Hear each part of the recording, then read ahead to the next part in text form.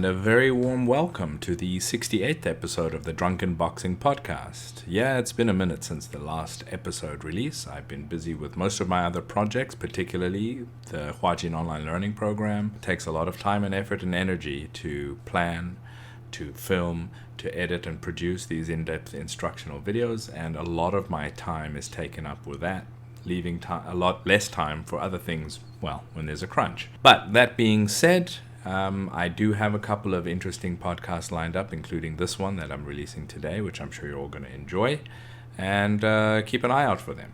If you have any suggestions for guests, head on over to mushinmartialculture.com, send me a message through our contact form, and we'll look into it for sure.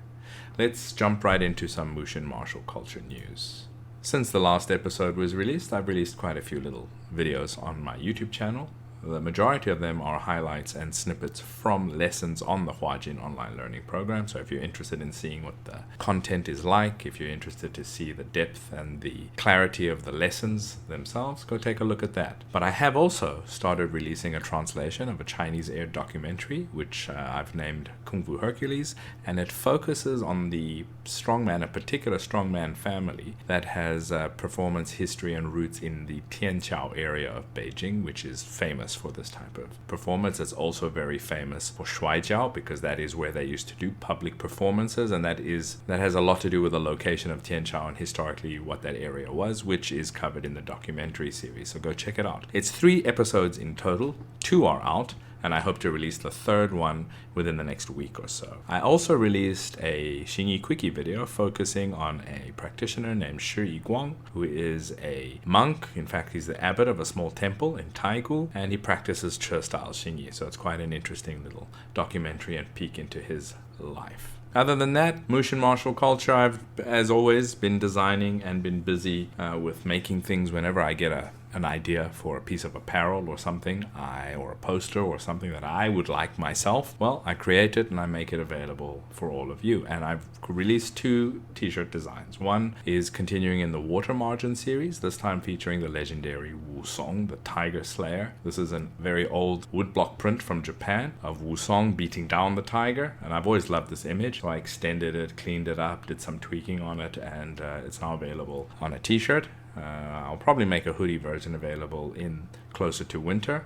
But today I designed another t-shirt that's always been on my mind, and that is a 5 elements or Wu Xingquan themed t-shirt. You know, the mother fists of Xingyi Quan. I believe that this should be something on a t-shirt, and it should be something that is displaying the true essence of the art in a way that you'd be happy to wear it. So it features the 5 element fists drawings from Jin Yun Ting. I've always loved these drawings from the Republican era manual, except I did a lot of work to them to clean them up, to neaten them up, and to make them very clear so you could actually see the techniques clearly while still keeping the original design layout. They are still the original drawings, except they've just been updated for today's day and age. And on the front, I've selected a line of text talking about yin and yang and the 5 elements and how nature uses these to create the myriad of everything, basically, which in essence explains Xingyi Quan, because the mother fits, the body mechanics, the vectors, etc., are what we use to create all the techniques in the system. So it's a very fitting line to describe the layering of this very great system. I might be biased,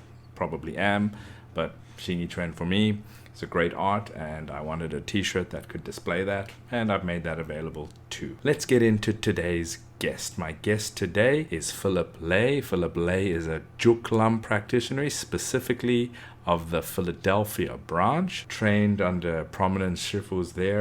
He's been practicing for over 20 years, and he's been teaching for a long time as well. He is an executive professional in a large company, and the fact that he continues to take the time out of his daily busy schedule to still teach and disseminate the art shows you what a dedicated practitioner he is. And this came through in my discussion with him. I really enjoyed talking to him. He goes into the history of the art, what it is, the basis of the techniques, and much more, including his history. And I could talk to him for hours about Kung Fu. I mean, this was just, I think we just nerded out a little bit, but it was a great discussion. I'm not going to waste your time with this introduction, so let's get right into it. I bring you Phillip Lay.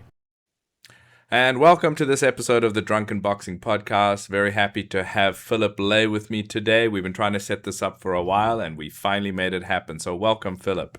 Oh, thank you so much. I'm super excited to be here, Byron. Thank you. Thanks for giving me your time. I know you're currently away on a family trip, so really that makes it even more special that you agreed to do this today. Of course. So basically, let's get going with your background because I know that you do Southern Mantis, That's right. but let's hear your origin story.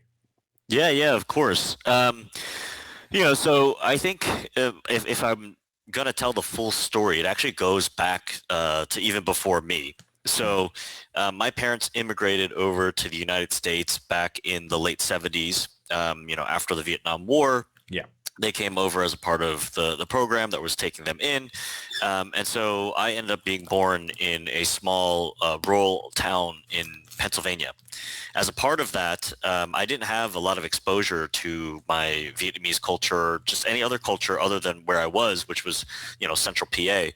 And at the time, the only way that you could get media that had any Vietnamese speaking in it was through these Vietnamese dubbed Hong Kong movies, right? So these Hong Kong movies that were coming out in the 80s, they'd be dubbed in Vietnamese, and then we would go into like this small Vietnamese grocery store, local grocery store. They would have these they would have these VHS. Okay. Dubbed VHS. So I would watch those, and a lot of times those were kung fu movies, and I was like, oh, I still remember I was a toddler, and I was like, I want to do that. And my mom's like, there's no way to learn that here. But she Mm. was like, the interesting thing is, did you know that your grandfather actually taught kung fu? Wow. And in Vietnamese culture, we use the word kung fu in the same way that we do in our martial arts practice, which is we use it as a word for martial arts, right? And Right. so um, I wanted to learn more about that, and I started hearing stories about my grandfather. And while it was called kung fu, it's actually an indigenous Vietnamese martial art that claims to have some influence from Chinese martial arts, traditional martial arts. Mm. And so then I became enamored by that, and I was like, oh, I really want to learn this. Unfortunately, I was never able to meet my grandfather. I was able to talk to him on the phone, but he passed away before I was able to meet him. Oh no. And then um, that kind of spurred my journey in twofold. One, I wanted to eventually go back to Vietnam and be able to rediscover his art, right? So he taught a village art. It has a general name called Vo Lam, which translates to essentially Wu Lin, right? It means martial Oh wow. forest. Yeah. Or in Cantonese, Mo Lam. Yeah. Um, and yeah, it was a really cool style, but I wasn't able to examine that until much later in my life. So in the meantime, I was like, hey, why don't I try and find some kung fu? And it was really hard to find kung fu. You could find a lot of karate, you could find a lot of taekwondo. And then eventually, I kind of gave up on my kung fu pursuit. I was like, I'm not going to be able to find this. Um, and so I started training with a couple of my friends who did Shotokan, who did taekwondo. Mm. It was in my teenage years where I finally, was into Bruce Lee. So growing up as a kid, I was like, I don't like Bruce Lee. There's this like Asian stereotype that everybody's giving to me as being an Asian man or Asian boy. Yeah. Um, but I watched a movie called Dragon, the Bruce Lee story, and I realized that Bruce Lee actually was more than just Action this star. exactly, like he was a philosopher, and he was actually trying to figure out and understand things across all these different martial arts. And because of that, and because at the time I was also interested in philosophy, I was like, wow, I really like how he's approaching things. And so Mm. yeah, I don't have access to kung fu right now, but let's train this other stuff. That's really And interesting. You mentioned Dragon, the Bruce Lee story. yeah, Do you remember how old you were when you saw that? I think I was 13 maybe. Okay. Yeah. Yeah. I mean, if I can ask, what year were you born? Yeah, of course. I was born in 1983. All right, so you're a little bit younger than me. I remember because Bruce Lee got me hooked in the martial arts from a young age. So Right. it's quite interesting to hear that you were running away from that because of your Asian idea, and I was running towards it because of the Asian idea, which is just, it's a different perspective. It's like we're looking at the same thing from two different angles. We'll have different ideas, and it's just interesting to hear that. But I remember when that movie was coming out, and Hmm. I was just like looking in the newspaper, because it's back then, right? Every week to see when is this movie starting. And I was just like maybe 15, I guess. Maybe younger. I don't remember what year that came out. But and I remember it, okay, it's showing now on one weekend at the cinema, and I was like, Mom, you're driving me, you're taking me right now, and I'm going to go watch this movie. I've been waiting like with bated breath for that movie. So that's really interesting that your path was the other way around, I love that you touched on that because, and I love the notion that it's like, it's the same, it's the same thing, the same reality that we're looking at, but actually the reality is different, right? So you were running towards Bruce Lee because he inspired you, and he inspired you in a way that you were like, hey, I want to move towards martial arts. I remember being 5 years old, and my mom got me a Bruce Lee action doll. So he had like fabric clothes on. I thought it was the coolest thing. And then I got into elementary school, and everybody was making fun of me, and I was like, I didn't understand why. Yeah. And so it made me run away. So in the same way, I think when we talk about Kung Fu, which we will, as we continue this podcast, I think that's something to hold on to, which is that you may be looking at the same thing, but because of your frame of reference and because of your history and your background, that reality may be different. And I think that's like really important in how we interpret things in our lessons. No, that's very true. Did you, because I had a bunch of Chinese friends growing up, that were either a similar situation to you, either their parents or their grandparents were the first generation immigrants. And a lot of them, my friends, couldn't speak Chinese. And for me, I was also a child of immigrants, but not from China. And my mother, she'd speak Greek to me at home, and she insisted on speaking to me in Greek. She'd be like, "You speak English out there, here you speak Greek to me. You don't forget your background and your roots." And I found it a bit strange when I'd speak to a lot of my Chinese friends growing up and ask them, "Why don't you speak Chinese?" And they'd say, my parents didn't teach me, And, when you're young and coming from, again, that frame of reference from my mom, I was always like, oh, your parents just obviously didn't care enough, or they were lazy. But as I grew up and I, got very close to a lot of my friends' families and got to the nitty gritty of their background stories, a lot of them deliberately did not want their kids to speak Chinese because they wanted them to be accepted and integrated as quickly and as fully as possible. And it's the same situation where one side sees it as a positive and one side sees it as a negative, and neither one of the two is right or wrong. They're both right, They've both got their reasons for that. Was that I think you speak Vietnamese, so I don't think your parents spoke Vietnamese to you, but yeah, I do speak Vietnamese, and it's a great topic because I wish like I can speak Vietnamese, and I wish I just had put more effort into it growing up so that I could even be that much more fluent. Last night I was actually out with my partner, and we happened to run into another Vietnamese couple, and their Vietnamese was so good. And I was able to speak with them, and I can speak when I go back to Vietnam. But yeah, it's one of those things where I just, I wish I had put even more effort into it. And you don't know that necessarily until there's some hindsight. So for sure. Yeah, absolutely. No, I have the same issue. I mean, I spoke it with my mom. I didn't formally go to school and learn it. I'd sometimes feel it's a drag. But now that I'm older, I also wish that, I had really jumped right in a little bit deeper. I mean, I've been in China for so long. I was in China for 16 years. Yeah. And now that I've come back, and I'm in Cyprus at the moment, and I try to speak to some people, Mandarin comes out when I'm trying to speak Greek sometimes. Like, no, that's not right. Right. So yeah. Anyway, it'll come. It'll come. So there's always time, right? There's always time. Absolutely. So, all right. Well, coming back to your story, the first thing I want to ask before we move on is, like, did you ever get into the roots of your grandfather's art? Did you ever track down in a lineage, genealogical tracing where it comes from? Yeah. So, and I did, but not.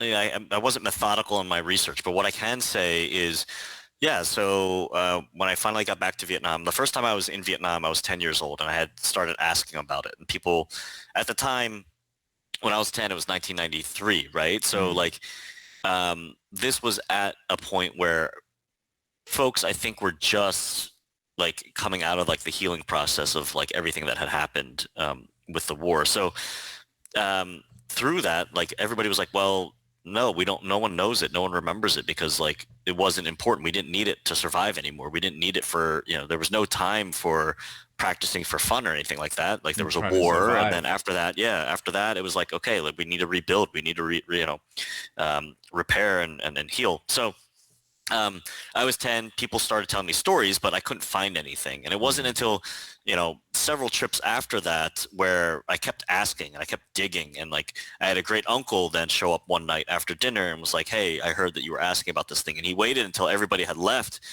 and then, started showing me some things. And what I ended up being able to do, and I can't claim that I have all of my grandfather's art, but I do have 3 of the main forms. Okay.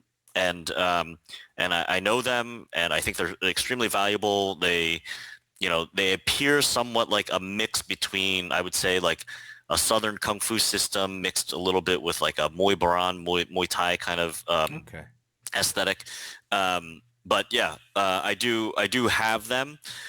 When you dig into the history and where it kind of came from, everybody has different theories, but my guess is that it was one of those local indigenous arts, right? Like one village would learn and pick up something from another village, and then you would just kind of adapt it into that particular village, and that village then had its own kind of village style. So Mm. you couldn't trace it back to any one like umbrella style. I don't think that it was as the information architecture, if you will, isn't as clear, but I do think that it has indigenous roots that you could see overlaps of if you go to different villages. Shaolin, Shaolin. Available now from the mushinmartialculture.com online store is retro-themed Shaolin Temple and Shaolin Monk apparel, featuring images of the temple and famous mural images of the fighting monks, all rendered in pixel art style. With 2 funky t-shirt designs to choose from, get yours today. Worldwide shipping available. Order today from mushinmartialculture.com. No, that's really interesting. I met a couple of people that had studied a Vietnamese art, and they were from Belarus, Hmm. and they eventually started training with my teacher. I don't know what happened with their original teacher. We didn't get into that too much, but they started doing Bagua with my teacher. But I remember them telling me a little bit about their art. Now, they weren't historians or researchers in any shape or form, but I do remember them saying something La Fushan, and I kind of figured that means Hmm. Lao Forshan or Old Hmm. Forshan, and apparently, according to them, it is a place in Vietnam, and I couldn't find anything concrete about that. But from when I looked at the practice, I was like, well, this is Hungar with a little bit of other stuff in it. Right, right. So yeah, it was just interesting to see. I'm sure there's a lot of overlap for sure, especially with the south of China, Guangxi. Guangxi definitely had village arts for utility purposes, Hmm. so you can be very sure that that was transmitted and there was interaction between villages. I mean, they had to protect themselves, and different villages would have definitely developed what was useful for them at the Right. time. So yeah, that's quite interesting. It's quite Yeah. interesting too. Well, let's carry on with your story. So you were doing Shotokan, and Bruce Lee changed your life when you saw the Dragon, the Bruce Lee stories. Yeah, yeah. So I saw that movie and I was like, oh wow, there's actually more to things here. So what ended up happening was like, yeah, I met up with some friends, then was doing, I can't say that I like formally trained Shotokan, right? But I was training with my friends who were showing me some things, and one friend did some boxing. And so, you read Bruce Lee and you're like, oh, he mixed all this stuff together. So you try and mix it together. I get to college, I join the martial arts club there. I end up becoming its president, and I'm like, okay, I don't actually have any like tie or anchor to a particular style. Hmm. Um, and I had then at around that time serendipitously found a Wing Chun school under the William Chun branch that Okay. I was like, I went to visit them and I'm like, wow, I like the intensity here. It's a kung fu that I can see that seems like it works. Because at the time I was visiting a lot of different schools, and I think because I was still an amateur in terms of being a martial artist. Um, it was either the teachers weren't showing me everything, or they were just more focused on the performance side of things. And so I was like, that doesn't feel right to me. I was young. I was chasing this notion of like, how can I find a style that I can fight with? Um, and so then I found Wing Chun. I studied that for about 5 years. And in between that, I think that there's a lot of value that I got out of it, but I had a hard time making it work when I would go and interface with other martial artists from other styles, like people who like pick up boxing for like a year, right? I was having a hard time dealing with them, or people who were like doing Taekwondo for like 2 years, like their kicks. I was like, I'm having a hard time. So, but I trusted the process. And I was like, I'll stick with it. This is around like year 3, maybe. I was like, I'll stick with it. We'll see where it goes. And then I had a friend who had been studying northern praying mantis, but it was moving away from the location where he could have access to that, and was moving into this new area closer to Philadelphia. And so I was like, okay, let me help you here. Let me try and find another northern praying mantis school for you to go to. What ended up happening was I saw through Google search, like it said southern praying mantis, and it was in Broomall, Pennsylvania. And it was at meetup.com. There was no pictures of anybody in like a martial arts pose or anything like that. It was just a picture of several people. And it said, meet up in Broomall, contact for more information. And I was thinking to myself, at that point, I had read, I was just devouring as much information as I could through magazines. At the time, the internet, was blossoming. And so like YouTube, I was just trying to research as much as I could about all these different Kung Fu styles. And I was thinking to myself, there is no way, but there is this southern praying mantis style somewhere in the outskirts of Philadelphia. I know now in hindsight, I'm like, oh, wow, there was a big presence of Guangzai Jook Lam in Philadelphia. But at the time, I was like, there's no way. I'm reading about how southern praying mantis is so rare. So I ended up going there with my friend, and I'm like, we'll visit together, and maybe this is a new style that you're going to take on. And I actually just spoke to my teacher recently, and he recalled from his lens, his memory of this encounter. But we show up. It's my friend and I. He's like 3 times the size of me. He's like really big and strong. And we get there, and my now teacher was like, we're a no nonsense style. Everything that we do, you have to be able to utilize it. You have to be able to fight with it. And so he ended up asking us to hold a phone book, and he hit us, right? He hit us with that phone book, and I felt it. Like I was like, wow, like I could feel that inside myself. And then he went to go hit my friend, who, like I said, was like 3 times my size. He didn't budge. And then Joe McSorley is my teacher. He kind of resettled into his stance and hit, and he just knocked my friend back. And I'm like, this is really cool.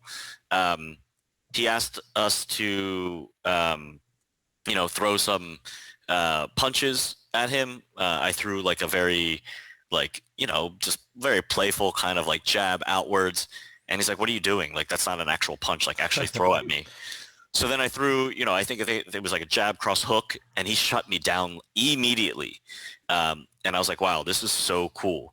And then he reminded me, because I was talking to him recently, he's like, do you remember then what happened next? I'm like, no, I don't remember. And he's like, I told you then it's my turn. Use your Wing Chun to defend yourself against me just coming at you. And I couldn't.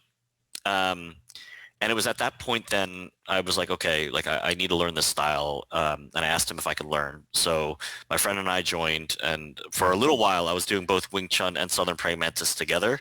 But eventually I was like, by year 5 of Wing Chun, I was like, I think I've outgrown, from my personal journey, I've outgrown that practice, and I needed to shift and dedicate myself to Southern Praying Mantis. Right. And you're probably the first Southern Praying Mantis guy I've had on the podcast, if I recall correctly. Oh, wow. So, for the people that aren't familiar with it, I mean, a lot of people know Mantis. A lot of people know the performance side of Mantis that you see often, where they think it's the style that you're trying to imitate a Mantis. Mm. Um, but maybe you can give a little bit of a introduction to what Mantis and Southern Mantis literally or really is. Yeah, yeah. So, back in the day, they probably didn't distinguish themselves as northern praying mantis and southern praying mantis. They probably just, due to their regions, just called themselves praying mantis. But you have northern praying mantis, which is much more derivative of a long fist style and has that longer range techniques and a lot of trapping, a lot of tripping. Um, and so that's from northern China. In southern China, you ended up having what's called southern praying mantis, which, while shares the praying mantis name, it is very different in terms of how it's practiced and how it's applied. Southern praying mantis is derived from Hakka styles. So you have other Hakka styles like Bak Mei, you have Southern Dragon, right? And then you have a bevy of Southern Praying Mantis styles. The Southern Praying Mantis styles that you hear a lot about is what I study, which is Jook, bamboo forest temple. There's a whole myth about it being derived from that temple. You have Chaoga, Chuga, and Iron Ox. And I would say those are kind of like the four main styles. And while they have similarities in that a lot of the shape, a lot of the hand shapes and overall techniques seem similar, when you get into the depth of the practices, they're quite distinct. With my style, we have a lot of similar, I guess, like principles, right? If that you see in Hakka styles, which is the stances are a little bit shorter and taller. You have this like basket back. Like if you think about the old school woven baskets back in the day that was utilized in southern China, you're supposed to embody that kind of shape. You have the sunken elbows and elbows in the center. You have this idea of, your four powers, your ability to vacuum, expel, sink and float. So you have a lot of those same similarities. But then if you look deeper, with our style, we tend to be a bit more flowing. We do a lot more chi sao. Okay. Yeah, we like to apply a lot of the ging power, but if you feel that a force is too great, we would rather not resist it, and we would rather kind of let it go, right, and blend with it. I think when you look at the other Southern praying mantis styles, they focus a lot on their ability for kind of an internal tension and internal power that is a little bit different from ours. Ours is a little bit more springy. I imagine it as more of like a very elongated spring, whereas I have more familiarity with Chaoga because of my friends, but that spring feels like it's a little bit more of like a more tightly wounded spring, Okay. and so there's a lot more dynamic tension that you feel in that. But overall, to help people kind of understand this, it's like if you were to take the general shape of Wing Chun typically has their hands on the center line, and their idea is that they control the center that way, and they have a higher stance. We also have a higher stance. I would say that, like, the way in which we recruit the muscles in our body, there's a little bit more of a dynamic tension. And then rather than closing our center line, we have it exposed, because the idea is that if I have my hands exposed or my center line exposed, then based off of my mantis posture, I'll be able to cover inside gates and outside gates. And that's kind of like a stratagem there. So that's a little bit of a like very, very, very high level kind of description of Southern praying mantis. Right. Regarding the idea of the mantis itself, Yes. would you say that your Southern mantis, and specifically your style, has an aspect of imitation? I don't want to say imitation in just terms of a simple idea, but molding upon the tactics, Yeah, techniques, and ideas of the mantis? I would say so. I mean, if you look at Northern praying mantis, I think that you can more easily see the like it's less abstract to see the mantis because you've got the mantis hook hands, you've got this really beautiful kind of like back weighted stance that puts your body into a position that looks a little bit like the praying mantis. But when I look at southern praying mantis, and this is obviously, we were talking about perspectives and reality, right? Like having trained southern praying mantis, I see that not just the shape of the body, but the intentionality very much mimics that of a mantis, right? The idea that we don't have the mantis hook in our hands. The idea is that our forearms and our arms are actually the mantis hooks. Yeah, exactly. Right? So when you look at the full body, you see the full arms as like the mantis hooks. And then a mantis, if you look at it, it's not running around chasing after other insects, right? It's very still, and it waits for that right moment, and then it strikes really fast and doesn't give you the opportunity to react.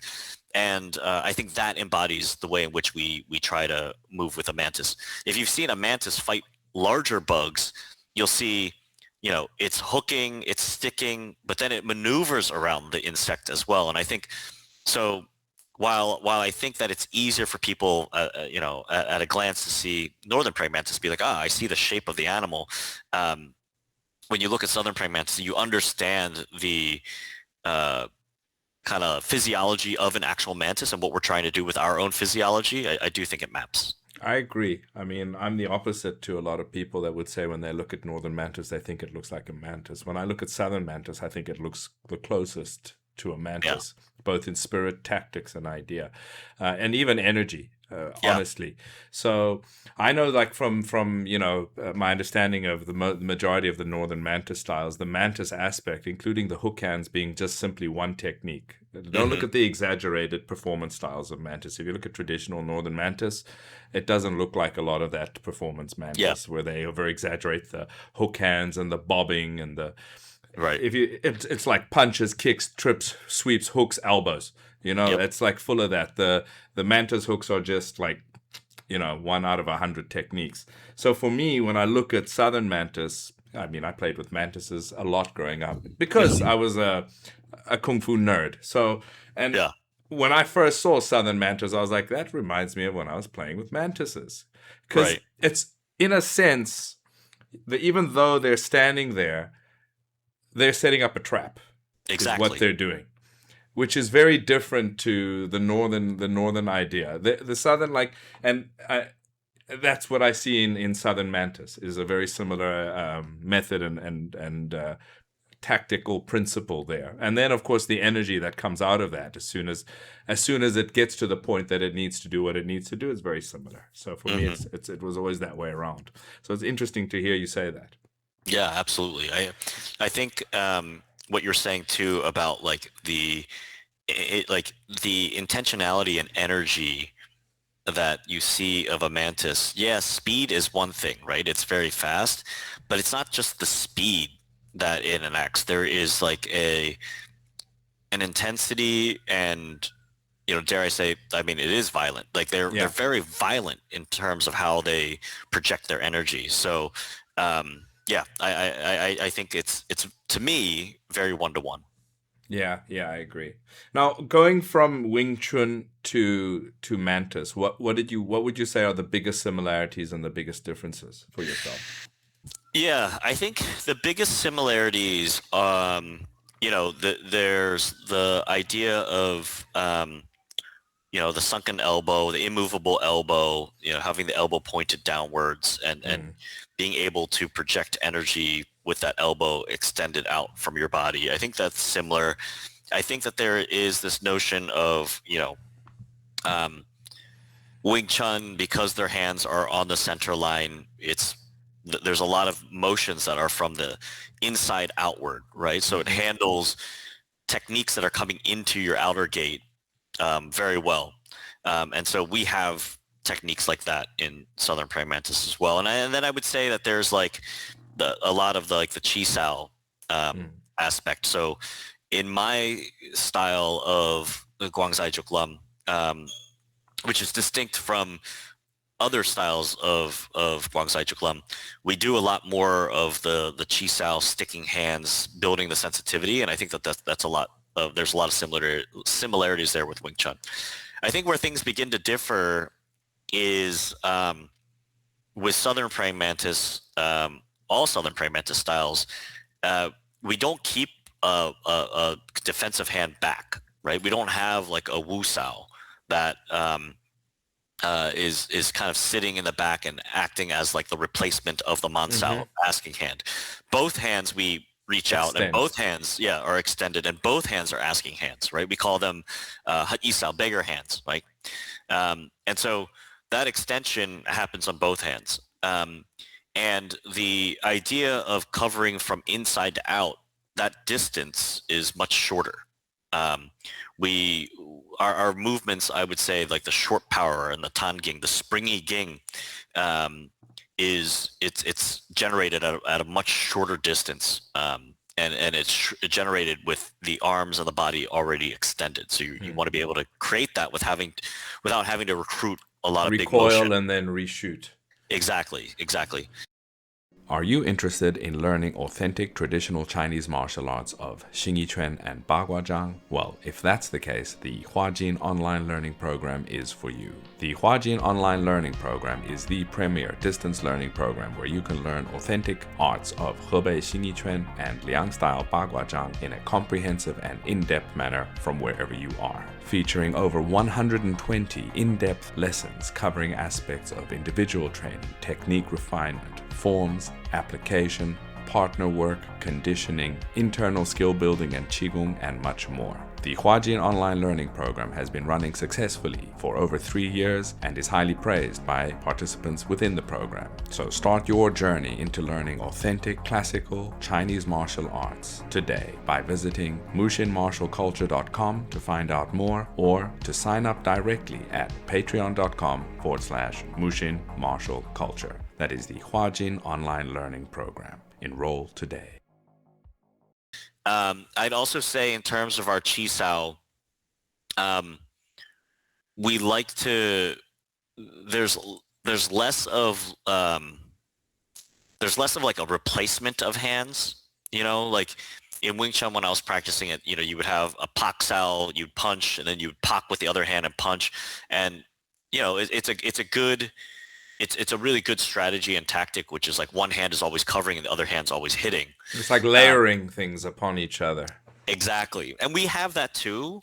But what we like to do is we like to make sure that as soon as you make that bridge contact, that hand is the hand that's going to be like, I don't have to replace that hand if I don't want to. That hand should still be able to smother or intercept or cut through, right? And so there's less of that chaining that we have, and it's the continuity is more from already of that like contact position. Now that's interesting. There's a very similar principle in Xingyi that we utilize, which is the grinding or filing with the arm. Right. So we have that same energy where once that contact is made with the forearm, I'm not going to withdraw, hold it with the other hand. I'd rather just simply grind and file straight from there. And the structure should be strong enough that it doesn't matter if you resist. Exactly. That's a very similar thing. And if you do resist and I want to let you go, I'll let you go, but I don't recoil my structure to do so, right? I essentially leak so that I can get and attack another leakage point on your side. Right. So I feel like there's in Southern Praying Mantis, we do a lot more. When I say this, I don't like using this word because I think it invokes in people's minds a less refined power, but it's almost like we're smothering people as we're going in. And it actually does remind me a bit of like whenever I watch, I really respect Xingyi. Whenever I watch Xingyi, I'm like, wow, like that is the intent right there. That drilling that you're coiling through and forward and grinding through is like, something that we aspire to in our practice. I mean, you could, like, one of the sayings in Xingyi is that the hands extend like steel files for filing and grinding, and they retract like steel hooks. You could use that for I love as a mantis description for sure. So I mean that's my experience from looking at the art. I wouldn't say that I've got much experience in your art, but I have some experience in martial arts, so I'm just looking at it from that perspective. No, absolutely. Yeah. And do you guys focus on weaponry? We do. So I haven't mentioned this yet, but my Mantis comes from two different lineages, and then they come back together at like the head of our style. So I was fortunate enough to learn under Joe McSorley, and Joe McSorley studied under Jian Mak. So it's that there's that lineage. I also studied and was fortunate enough to study under John Clark. John Clark was both a student of Joe McSorley and Louis Jackman. Okay. And so both Louis Jackman and Jian Mak were peers. And they both had very similar, their Jook Lum was very similar, but also very distinct. Like I think on Jian Mak's side, his hands were heavy but soft.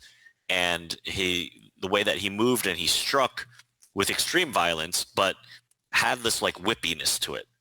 And when you look at it compared to other southern praying mantis systems, even within the Jook Lum family, whether in the United States or Hong Kong, it almost looks like it's starting to take shape as like a different style. It has like this more soft, like whippy internal kind of ging to it, right? When you look at Louis Jackman, I think he had more of the spring, like the tensely coiled spring, that tension, and that type of internal power. And so they both had the same teacher, which is Lam Wing Fei, Lam Sang. And so they had the same teacher, but then their expression of it became somewhat distinct. So I was able to study under both Joe McSorley and John Clark, and therefore was able to get Jook Lum from both Jian Mak flavor and Louis Jackman, who then like it essentially umbrellas under Lam Sang.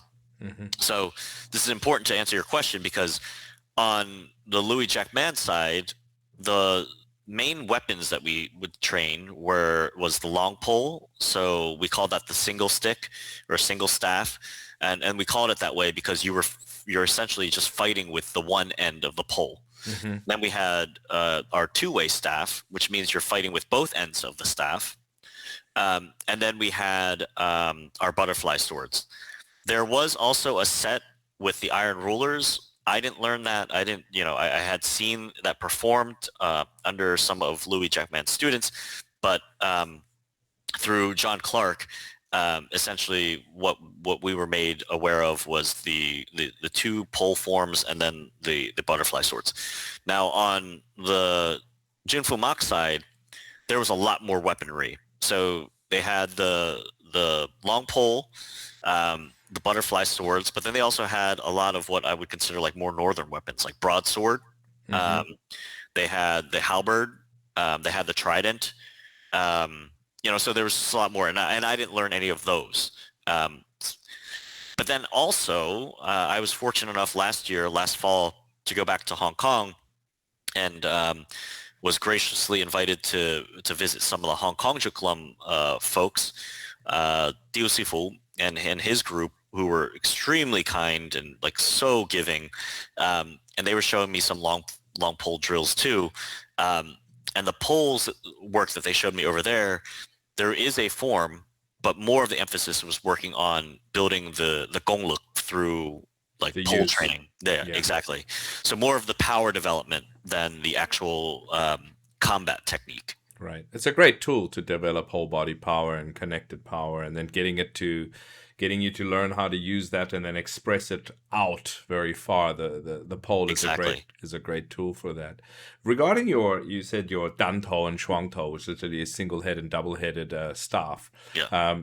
The single head, did you use it in a left-handed or a right-handed posture? What I mean was the left hand in the lead majority or the right hand in the lead majority? So the way that we used it, and this is a great question because I actually have questions around this when I'm looking at northern styles and southern styles. The way we did it was predominantly the left hand was in the rear and the right hand was in the front.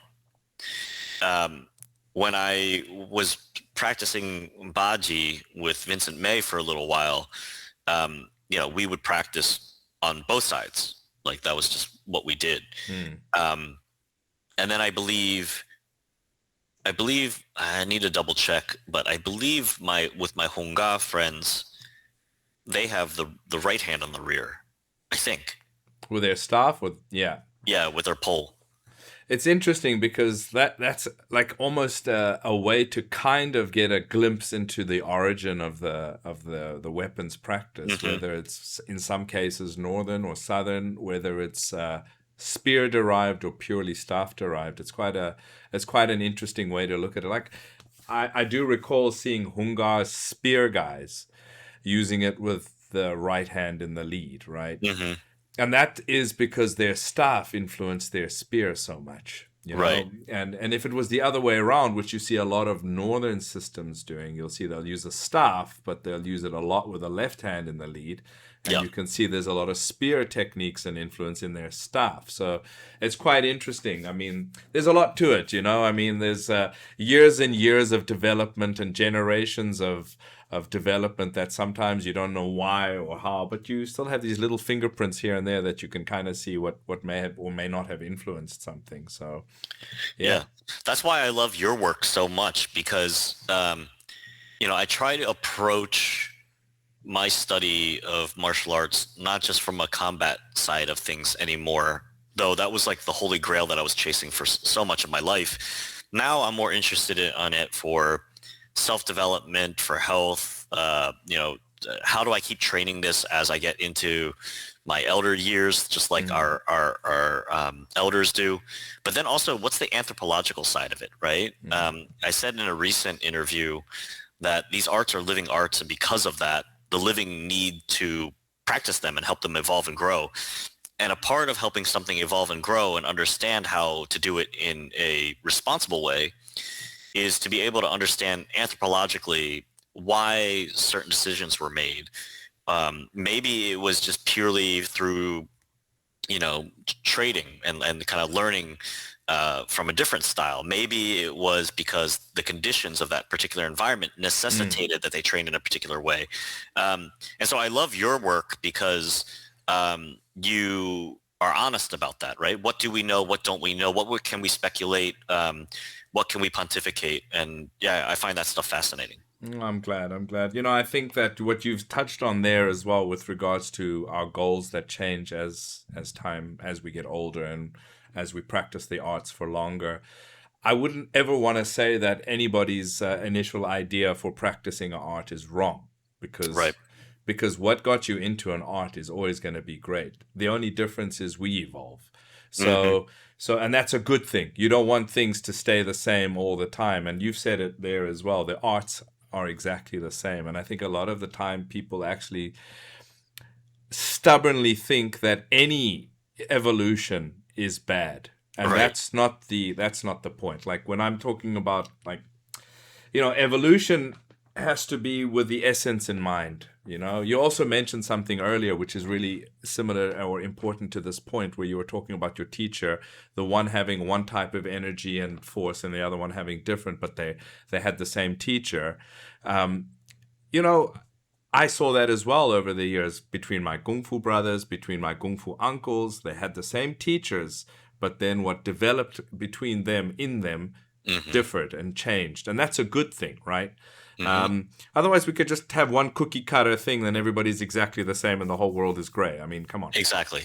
Yeah. So, and it reminds me of like that Bruce Lee saying where he was saying, you pour water into a cup, it becomes the cup. You pour water into a pot, it becomes the pot. Be water. But the point really is the container and the water. Like if the knowledge of your teacher is the water, and the students are a cup and a bowl and a teapot, he's pouring the same knowledge into everybody, but it manifests according to what that vessel needs. And that's really important. And I think a lot of teachers don't have this flexibility with their students either. Like, oh, he can't do this, therefore he's crap. No, maybe you should take a look at what he really can do, because maybe what he really can do is even better in that regard than what other people can do. So you Absolutely. gotta, otherwise the art is gonna die. You need to have clones of the same person with the same body type, with the same everything, and that's it, you know? So Yep. yeah, it's a philosophical question, and I think you're on the track that you're on. You're figuring this out, and that's the only answer. You got to figure this out for yourself. Everyone has to. Yeah, absolutely. I mean, I think, when we look at it, martial arts, especially with the traditional Chinese martial arts, it's a technology. Like, it is a wonder that as humans, we were able to create a system, or systems, I should say, that trains your body in a particular way where you can use specific equipment to build specific attributes, but you can use your own body to do it. Like, it took me a long time to realize that these forms weren't just catalogs of techniques, right? Like, they are ways in which to shape and power your body to help you develop power generation. And that when I was younger seemed like it was an abstract thing. Oh, I just do this enough and I build this power. And it's like, no, there's a lot of intentionality, breathing in a particular way, engaging musculature in a particular way. And so I say all of this because I think, to exactly your point, it's what does this technology or this tool serve in terms of a need for this particular moment in time, right? Like, people who had to go to war utilizing these styles, in their off time probably had time to build a lot of that gong in internal training. But maybe if they're going to war, the thing that you just need them to be able to do immediately is like, can they stab with a spear, right? Yeah. Like, forget about everything else. And so you see styles develop based on the needs, and then they evolve based on the needs changing. And then you get to the styles that we have today, and some of them maybe have more of that health internal practice, or maybe they have a lot more focus on internal power. Then you have some that are just much more combat oriented, and it doesn't make one better than the other, but it does propose the question of, like, what was it serving when, and where does it need to serve me now? Yeah, that's a question that only time's gonna answer. Yeah. Like, I was thinking about that today as well, about like, because I'm busy working on this translation of a Xingyi documentary that I've been working on for like a year. The last episode is basically coming out, and that's one of the questions in there, and it's a question that even myself and my perspective over the years has changed. I mean, I know when I was younger, I was a lot more rigid and a lot more stubborn on this perspective. I was like, no, it's got to be for this and that. Yeah. And if it's not, then you're destroying it. But the society has changed. Like, so the question is, how do you navigate the changing tides? And I think that's where these martial arts are most valuable, is that if you can navigate those tides and the changes of time and still keep it relevant in various ways, it's not going to be relevant to everybody in exactly the same way, then that's a good thing, Right. Keeping the essence, the idea, learning a lot about culture, mentality, staying healthy, building relationships with people. If you're getting all of that and you're navigating it, Xingyi came from an era of merchants going into new territory that needed guards. And the people, the first generations of pioneers that were doing this art, they were using their art as a means of livelihood in that environment. Even today, you wouldn't be able to take those same people and use them in security work today, simply because the technology has changed. Yes. So the answer is, what do? You don't throw it out. You find a way to adapt it in the correct, staying as close as you can to the essence of the art in the best way possible, but also adapting. That's really important. Absolutely. I think, the whole paradox of, like, the ship of Theseus, like, Yeah. how much of the ship can you replace over time, and does it maintain, like, is it the same ship or not? And I think that paradox, like, it's both the same ship and not the same ship. And so, to bring it back to martial arts, I think absolutely. Was there, in the time of Xingyi's prominence for bodyguards to protect merchants and to protect wares, was there other value outside of purely just, being bodyguards and mercenaries? And if there are, how are they relevant to today? And I think that's the type of thing that we want to meditate on. Dragon Body, Tiger Spirit, a translation and explanation of the classic texts of Xingyi is available now.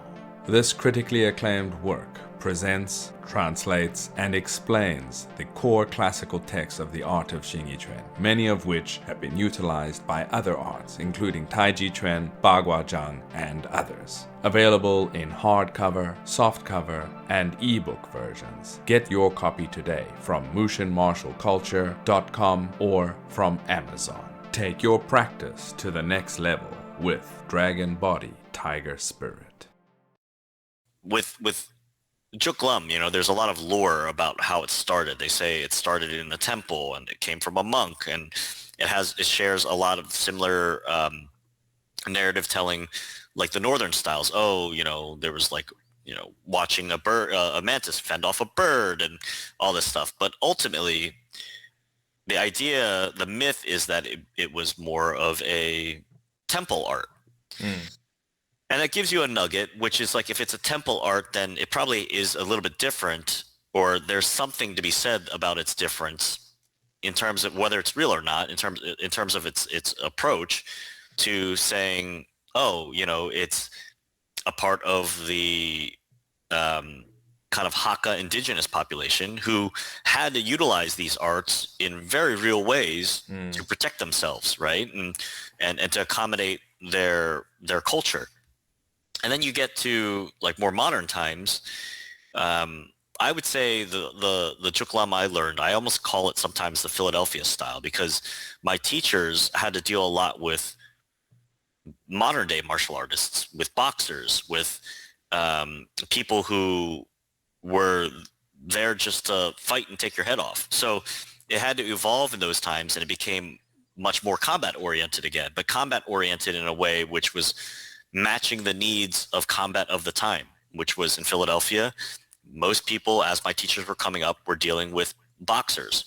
Joe was just telling me a story the other day where he was like, he remembers being in one of the classes and a boxer came in and just started lighting him up. And he was like, I can't make this work. I have to think about this in a different way than just training the hands, right? How do I make this thing work against hands that are just violently coming at me at such velocity?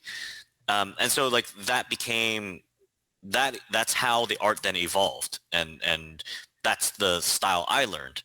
Now I try to keep that as a part of my practice, and I really enjoy the combat side of things, but as I'm bringing up new students, not all of them they're not there to train to take this and test it with other martial artists, right? And so the value of them then is, okay, philosophically, we're here to build a bridge. What does that mean for you then? Can you feel the connection once our bridges meet?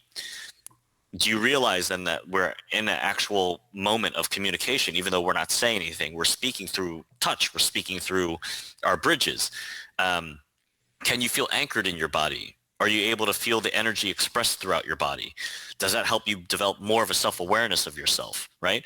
And so the needs then evolved. And that doesn't mean that I'm taking away the combat side of things. That's still very important to the DNA of what we do. But it does mean that, like, hey, I need to shift the lens a little bit here to make it meaningful, not just for the people who are learning it, but for me as well as I'm on my journey. Right. Yeah, no, that's very true.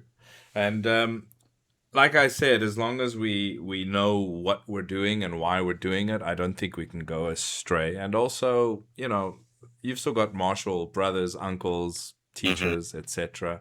Interaction with them is also really important to sometimes just, if you start going in a strange direction, for them to like quickly say, hey man, that foot has gone a little bit too far that side on that line. Come back on this side on the line. Sometimes we need that too. Oh, absolutely. And that's something that's been wonderful for me as I've been searching deeper in my practice, which is I wanted to understand a little bit more of the internal power that I've been observing from my friend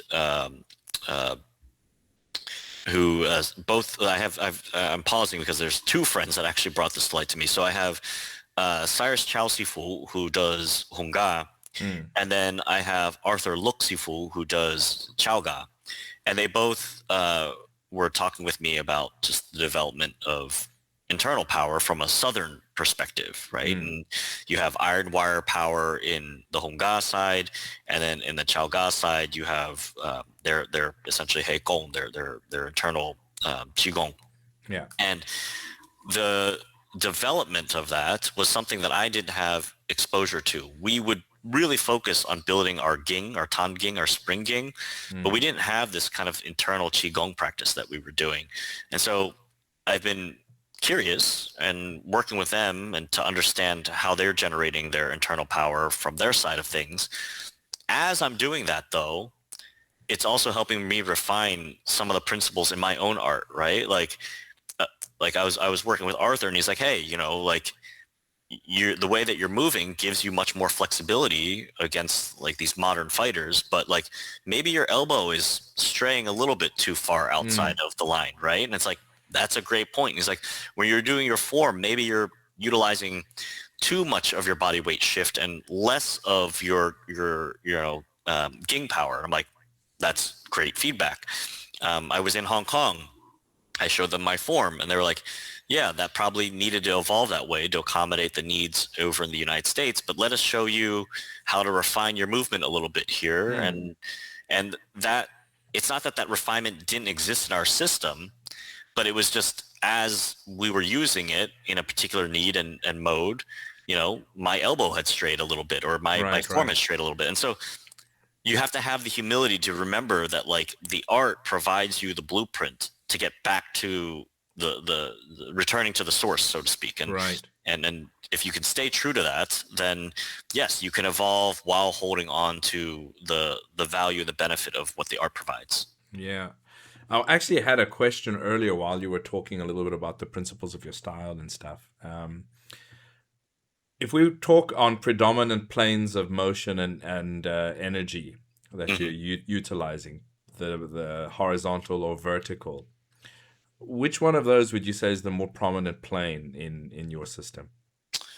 The horizontal or vertical. I think of it more in, it's like, it's almost like cheating answering your question. It's like in diagonals. Okay. So like every hand that we do, there's going to be a little bit of there's going to be a bit of a linear force. And as a part of that linear force, is it angling upwards or downwards a bit, right? So if you think about like in Wing Chun, and I'm using Wing Chun as a reference because more people know Wing Chun, they have their Biu Sao, right? Biu Sao. And they have Biu Ji is their thrusting fingers, which is like very linear, forward.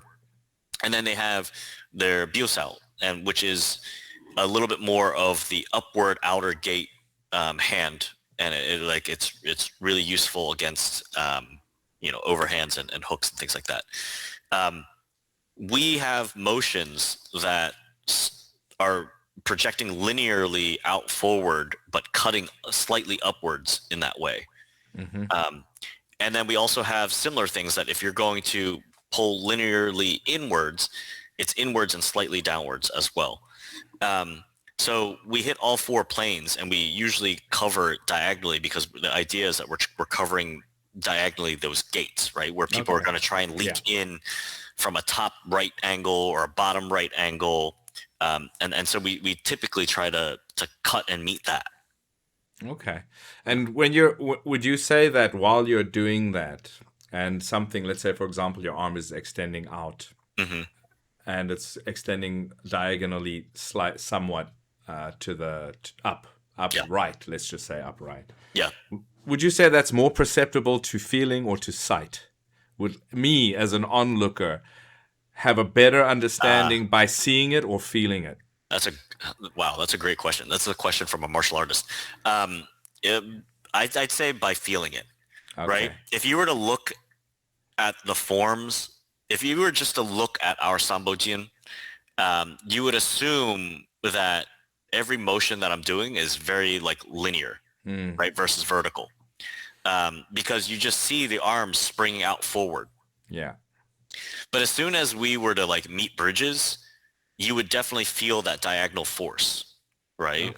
Where I always tell my folks, it's almost like my arms want to actually spiral outwards into those diagonal directions in infinity, but you have to imagine that your body's keeping you gated in there. So the force is the force wants to bound, like wants to fire off infinitely in those directions, but your body's creating that rebound, and that's what contains it. So it looks like it's moving forward when Yeah. it's actually moving in that diagonal position. Oh, I mean that's a perfect explanation. So yeah, oh, that's very. It's all so interesting. I mean, we could talk about these things for hours, and even in theory, it would be interesting. Now, you yourself, your journey, you went through training. We didn't go too deep into it. We got into a whole lot of topics. Yeah. Your, did you then begin teaching? I mean, are you teaching? Yeah. So, you know, I wasn't teaching for a long time. I was just training, and it was a frustrating journey. Like, I'm very open and honest about that. Like, I would go to those classes, try to get what I'm seeing, try to get what I am hearing from my teachers, and then just kind of like walk away from class being like, man, I'm never going to get this. And that went on for a while. I remember one lesson with John Clark where I was trying to be soft with the art, and I was trying to, we really like our listening energy, right? The idea that like upon touch, you can feel and listen to the other person's power, and you should be able to understand what type of power that they have. And I was like, just trying to stay super soft. And he's like, Phil, being soft doesn't mean like not having, some sort of structural integrity, right? Being soft doesn't mean not having some sense of tension. And I bring this up because my pet peeve now is like, people hear soft and they just think like Noodle. Noodle, and I hate noodly arms. Like it's just like it puts kung fu and traditional Chinese martial arts in a bad light. So, but this was the lesson I was going through, and he was like, when we're playing hands right now, when we are doing our chi sao, he's like, I need you to put some of the violent intent in here. Like the idea here isn't just for you to blend with me for the sake of blending with me. You need to be able to blend with me because your idea is that you need to be able to hit me and hurt me.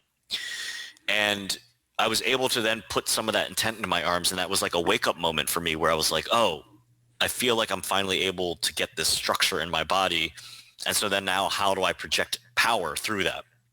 And it took me years to get there, to finally feel that. And when I finally felt that, something clicked and unlocked. And then I think I started teaching, and the evolution of my teaching has shifted over time. But I believe I started teaching, I want to say 2012, 2013.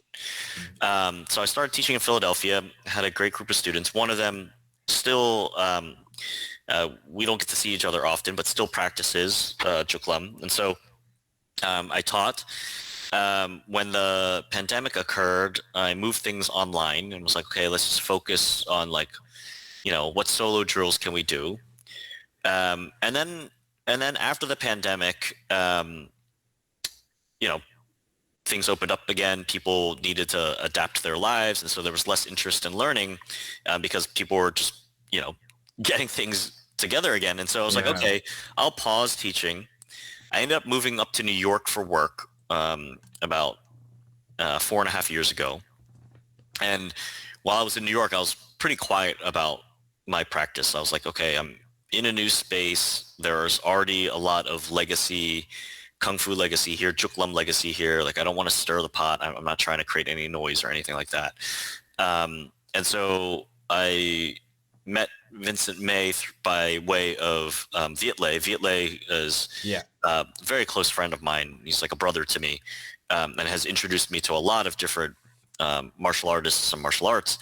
But they both do Baji, and he introduced me to Vincent, and I was like, okay, like I want to understand this power a little bit more from a fundamental perspective. So I started doing Baji here in New York, and then I had met my friends that I had mentioned to you, Cyrus Chow Sifu and Hong Ga, And so just started dabbling a little bit more in other people's stuff and trying to keep my own practice quiet. I think it was like 2 years ago maybe, Cyrus then was like, oh, do you want to, there's the celebration for uh, Asian Heritage Month in May. Do you want to join? So I went to the festivities, and then he got me to perform. He's like, okay, well, we're going to invite you up to perform. And I was like, oh, okay. So Surprise. yeah, surprise. So I was like, okay, I will do it. And I did a performance, and I combined two forms together and just demonstrated. And everybody was like, whoa, we didn't know that there was another Jackman player here in New York. Who is that person?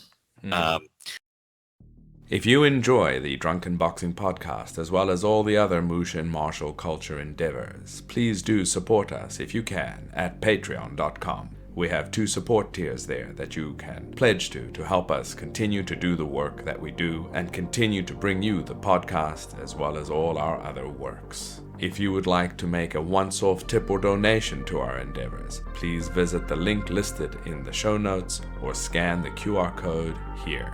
Thank you to everyone who supports us. And so then people came knocking on my door, and it was like, hey, who are you? I had to go speak to some of the elders, and I was like, I'm, by way of Philadelphia with Joe McSorley and John Clark, and made new friends, and that was great. But then that opened up interest, and people were like, oh, we want to learn from you. Are you gonna ever teach?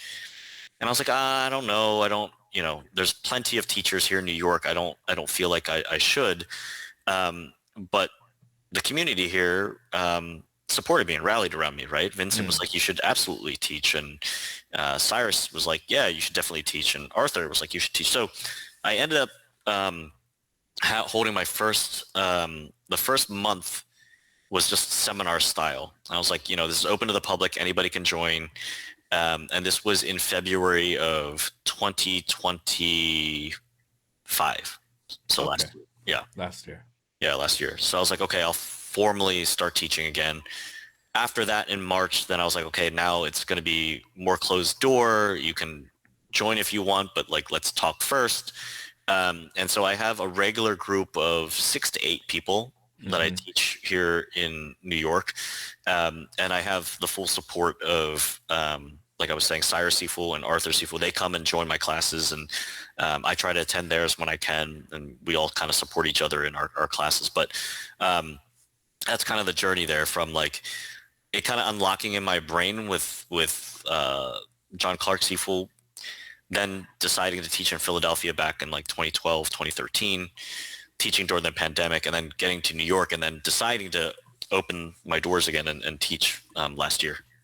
Oh, that's great. And I only got to start interacting with you was also because of a Vincent May event that Mark Mastrandrea attended that he met you at, and then he put me in contact with you. So yeah, that's a good thing, I guess. You could look at it that way. Either way, you're going to start you're building a community. Exactly. So that's a great thing. And yeah, I think it's a great time for traditional Chinese martial arts right now, especially in New York. I think like we have a strong community of various different teachers who are highly, highly skilled, and like everybody is very open to building the community versus, I think you can kind of sometimes fall into the trap of, styles versus styles and all that stuff, but none of that exists here. And I think the community of teachers supporting each other and the desire from students to learn is great. And so I think the community right now supporting each other is phenomenal in New York. No, that sounds great. I mean, I've also noticed a big difference in general in online, in the support and the openness, and a lot more people are sharing, and where, as you said earlier, a lot of sectarian like bias and animosity. And now it's like, my friends do all sorts of styles, and it's not even about, and like I call them brothers, really. Absolutely. Like it has nothing to do. We're just all in this game, and this game is Chinese martial arts, and we should keep it like that, because if we're just going to fight with each other, it's going to disappear. So, You know, we need to kind of work together to kind of keep it alive, spread. The more people practicing good Chinese martial arts, the better. And Exactly. it doesn't matter what kind it is. So I'm glad to hear that you've got your group, and I hope it continues to grow. I appreciate that. Thank you. I know that you're with your family, so we said we try to keep it a little bit short. We'll maybe do this in the future with maybe a more specific topic if you have time. I know you're a busy guy as well, but it was great talking to you today. Absolutely. I had such a great time, and thank you for making the time. Thank you for reaching out to me, and hopefully we do get to talk again. I know this is for the podcast, but I just really enjoy talking with you as well. So me too. Let's make it happen. For sure. And what I'll do is I'll get whatever contact details you want to make public. I'll get them from you later, and I'll put them in the notes here under the podcast. So if anybody wants to get in contact, they will. Thank you so much, Byron. Really appreciate it. Yeah, pleasure's all mine, and you have a good day. Yeah, you too. Take care, my friend. Okay, bye-bye. Bye-bye.